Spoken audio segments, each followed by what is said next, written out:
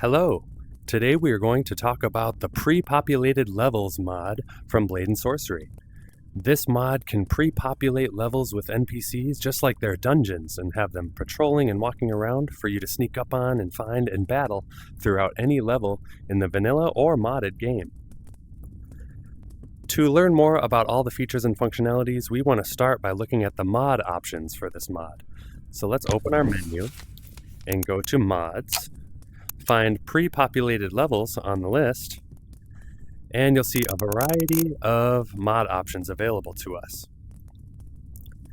First and foremost, we can choose which creature will spawn for this functionality, and then we'll see down here there's two ways to spawn creatures. On level load, in other words, these NPCs will load as soon as you load into the level, or timed spawns, where these NPCs will spawn at timed intervals, like every 5 seconds or 10 seconds around the level.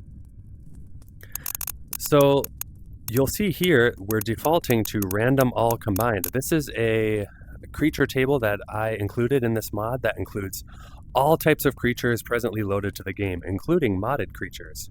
So that could be skeletons or zombies or anyone from the Outer Rim or anyone else will all be included in this random all combined. But if you want to choose another one, you can go ahead and choose any of the variety of creature types that you want to spawn in the level. But I'll go back to random all combined for now. There's a set of presets available. So we start with the default preset, but this will change a variety of these options below, so you don't have to go in and tweak them yourself. There's a preset for default, performance mode, which makes less NPCs spawn overall for better performance, more NPCs, so a less performance driven and more just NPC driven, but it will have effect on performance, a small level preset, which will spawn in positions that are for smaller levels, larger level preset, and RPG mode, which is spawns that'll happen once every 60 seconds near you, just like you're having a random encounter in an RPG. But we'll go back to default for now. Let's talk about the on-level load functionalities. So here it is presently disabled, but I'm going to go ahead and enable it for next time I load in.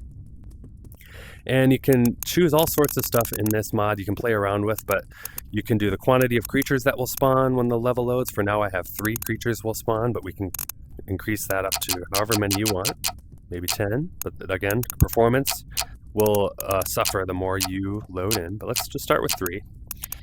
And then you can choose the faction ID. Will they be hostile? That's faction ID number 3. Or will they be dummy creatures who won't respond to you or won't attack you? That's -1. So let's make them hostile, 3. And you can set minimum, maximum spawn distances. So how close to you will they start spawning and how far from you could they start spawning? And the maximum vertical or horizontal height above or below you that they'll start spawning. So we have about 10 meters above or 25 meters below. So this is fine by default. Normally you don't have to mess with anything during normal play, just reset to default settings up here and everything should work out nicely for you. But if you want to tweak them, they're all here to tweak. Let's go to timed spawns.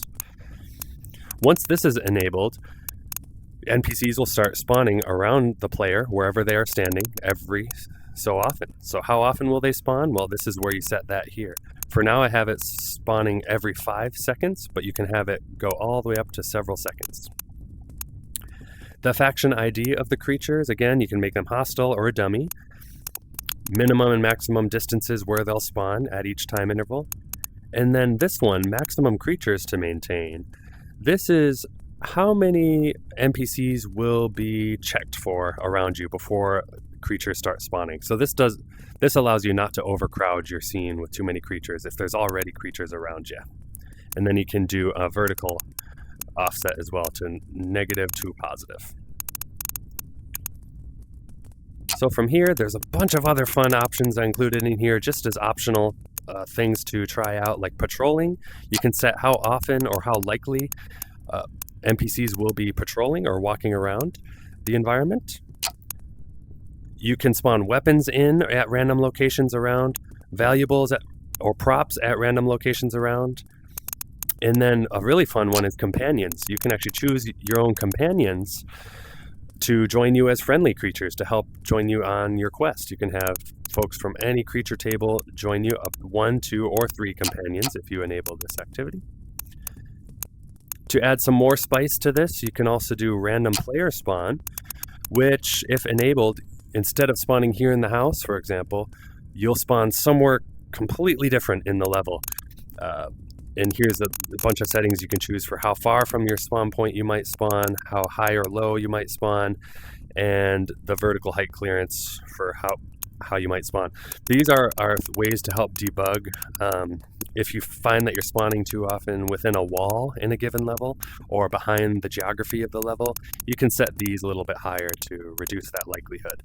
So there is a little bugginess with this random player spawn that I couldn't quite iron out, but I figured I'd keep it in because it's always fun to spawn in random locations. And if you spawn behind a wall, just reload again and it should load just fine. Music. So you can enable or disable dynamic music. So the wave music for that level will play when the enemy spots you. And then culling. So to help maximize performance, you can cull creatures or disable them at a certain distance or greater. So right now the default is 30. That's usually pretty good. So at greater than 30 meters, NPCs will be disabled and you won't see them anymore. That helps the performance from getting too laggy with too many NPCs.